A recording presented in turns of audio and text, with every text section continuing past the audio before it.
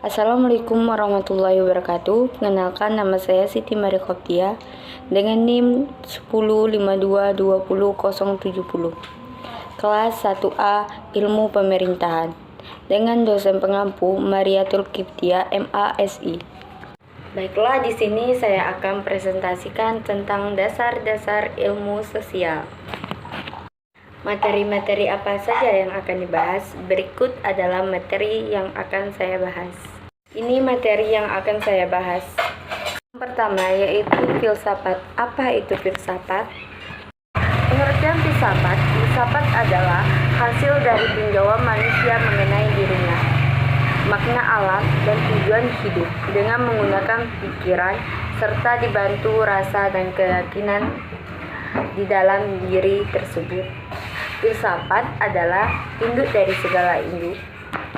Filsafat secara etimologi berasal dari bahasa Yunani, yaitu filosofia. Filos kecenderungan pada sesuatu, sedangkan sophia artinya kebijakan.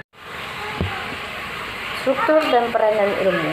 Struktur adalah pengaturan dan perorganisasian unsur-unsur yang saling terkait dalam suatu objek, material, atau sistem objek, sistem yang terorganisasi. Peranan ilmu adalah cahaya bagi kehidupan manusia. Sosiologi adalah ilmu yang berfokus pada masyarakat, pola hubungan sosial, dan interaksi sosial. Ciri-ciri sosiologi adalah empiris, teoritis, kumulatif, dan non-etis.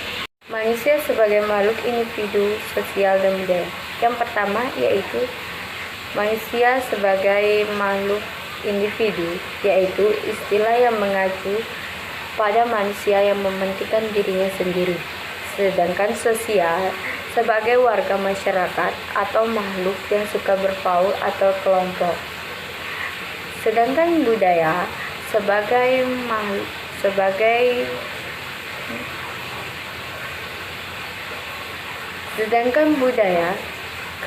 ialah karena memiliki dan budi dan pikir dan perasaan. Proses sosial dan interaksi sosial. Proses sosial adalah suatu interaksi atau hubungan saling mengaruhi antar manusia. Proses sosial ini akan terjadi jika ada interaksi sosial, karena tanpa adanya interaksi sosial tidak akan mungkin ada kehidupan bersama. Interaksi sosial merupakan kunci dari semua kehidupan. Berikutnya, masyarakat dan kebudayaan. Masyarakat adalah sekelompok makhluk hidup yang terjalin erat karena sistem tertentu, tradisi, kompetensi, dan hukum tertentu yang sama, serta mengarah pada kehidupan kolektif. Kebudayaan sistem kompleks yang mencakup pengetahuan, kepercayaan, kesenian, maro hukum, adat istiadat, kemampuan, serta kebiasaan yang didapatkan manusia sebagai anggota masyarakat.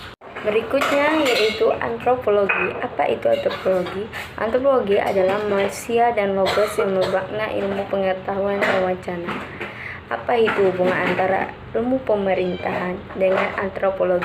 Hubungan antara ilmu pemerintahan dengan antropologi adalah sangat membantu terhadap perkembangan ilmu pemerintah, terutama dalam memberikan analisis terhadap kehidupan sosial secara umum ataupun menyeluruh.